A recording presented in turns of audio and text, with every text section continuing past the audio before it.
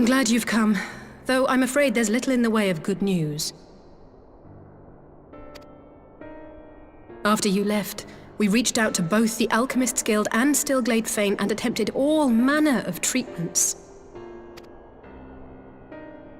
But the results were always the same. Whatever the answer is, it's not alchemy or conjury. Why did it have to be Y'shtola and Urianger and not me? Out of all of us, they are the ones who could feasibly have solved this puzzle. And Alphino's still missing. God, it's all going wrong. Where do we even start? A grave situation indeed. Might I be of some assistance?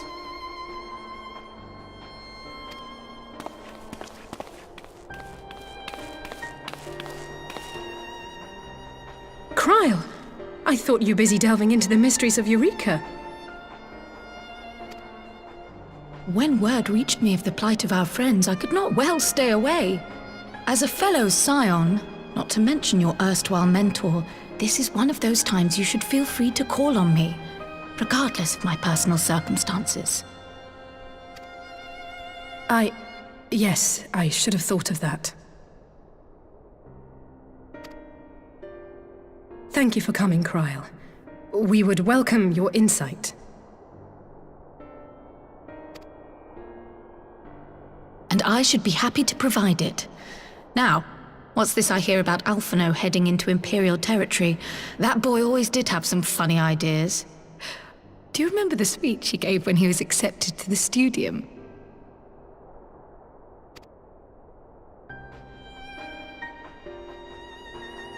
My life's goal is naught less than the salvation of this star.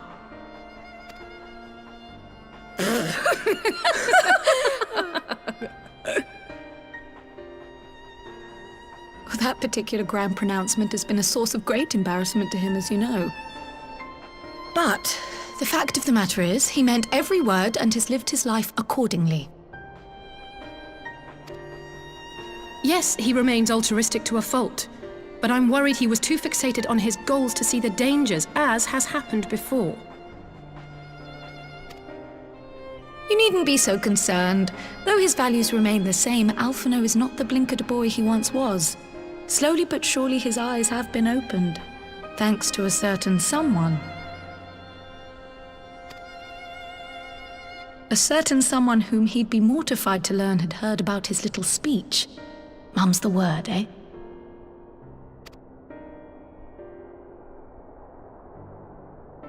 Right, I'd better have a look at our patients. They're in the infirmary, I assume. I'll need absolute quiet, so it would be best if I did this alone. If you'll excuse me.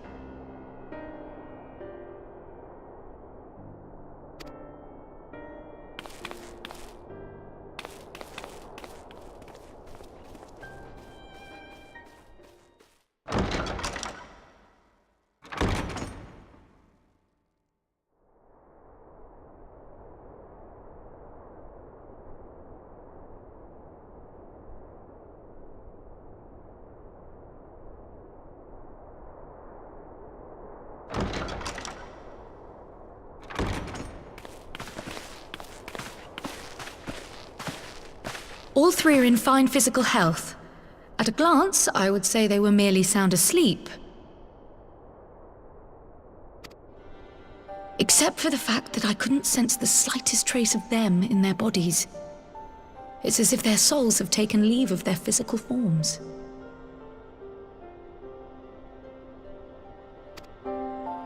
Ah, yes. The Elder Seedseer made a similar observation.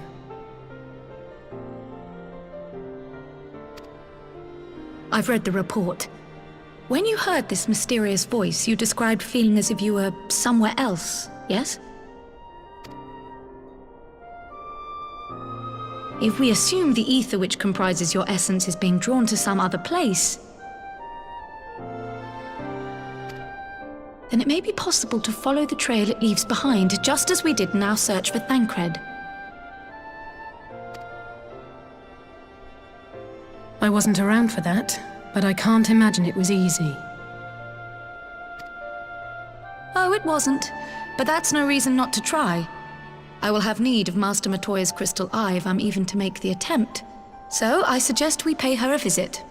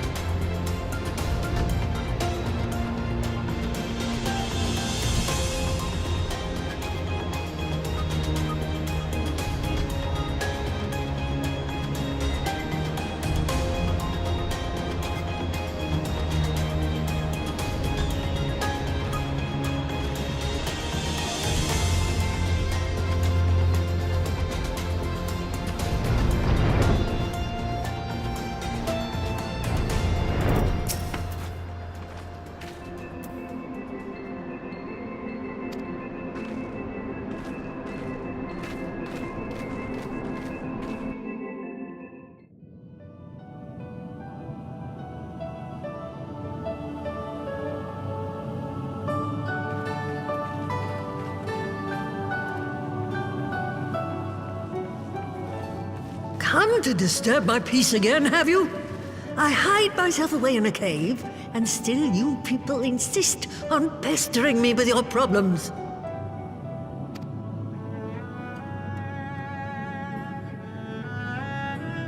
Oh, I mistook you for young what's-his-name, but I see now you're the sister. Weren't you supposed to be the lively one? I've seen happier faces at a rain-sodden burial.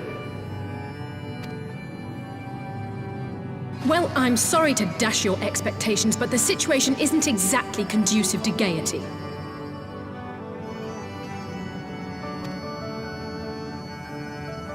Ha! That's more like it. Stoller used to spit and hiss like a wildcat too. Better for a young thing like you to be filled with fire and leave the doom and gloom to your elders.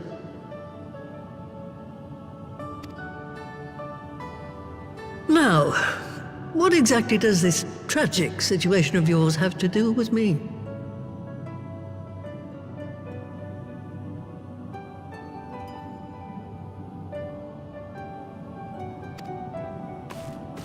If I may, Master Matoya, we have need of your crystal eye once more.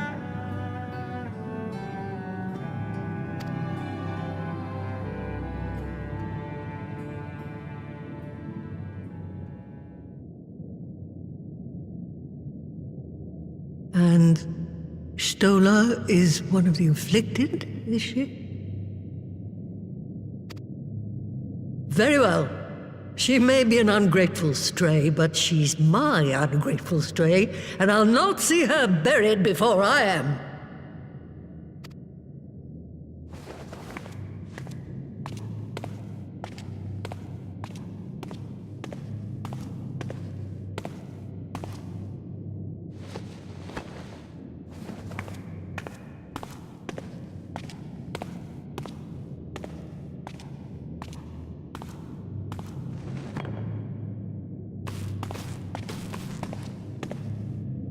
Right. Let us see what we can see. I'll begin from where our friends first fell, and cast my senses out from there.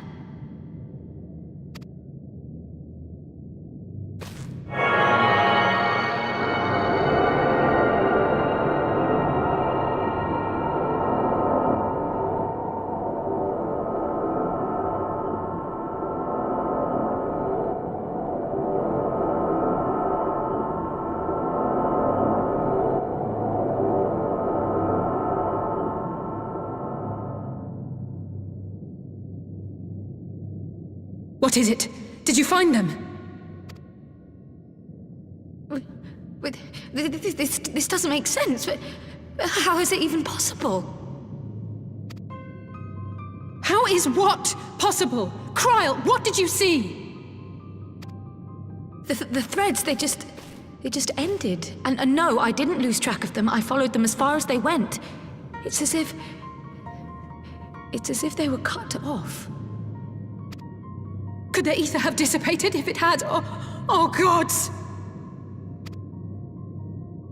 Their bodies are just husks. It's like the broodmother's daughter all over again. No, this is different. The Kalyana girl was already dead, body and soul, when Lakshmi effected her resurrection. Aye, let's not jump to conclusions. If their physical forms yet breathe and show no signs of wasting, then it follows that their souls must still be intact somewhere. But where? That's the question, isn't it, girl? Death has not taken them to the ethereal sea, yet there are no tracks left for us to follow.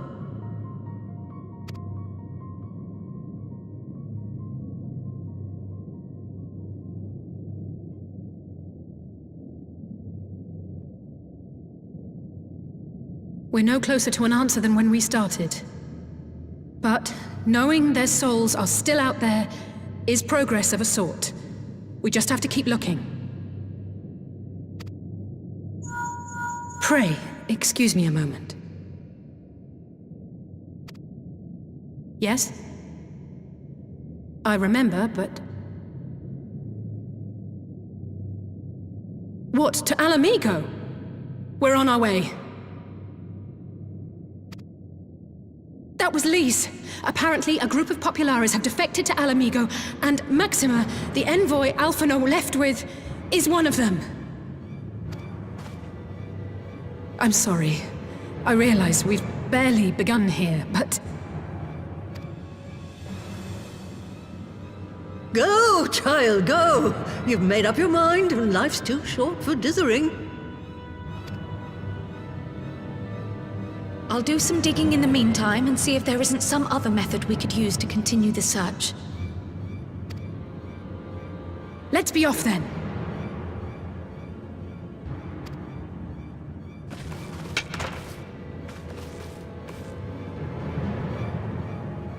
Oh, not again.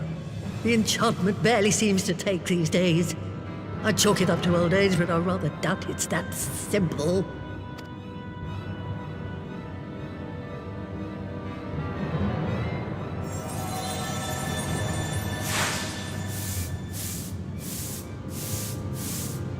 Before they took ill, Y'shtola and Urianger were sharing notes on a thinning of the ether.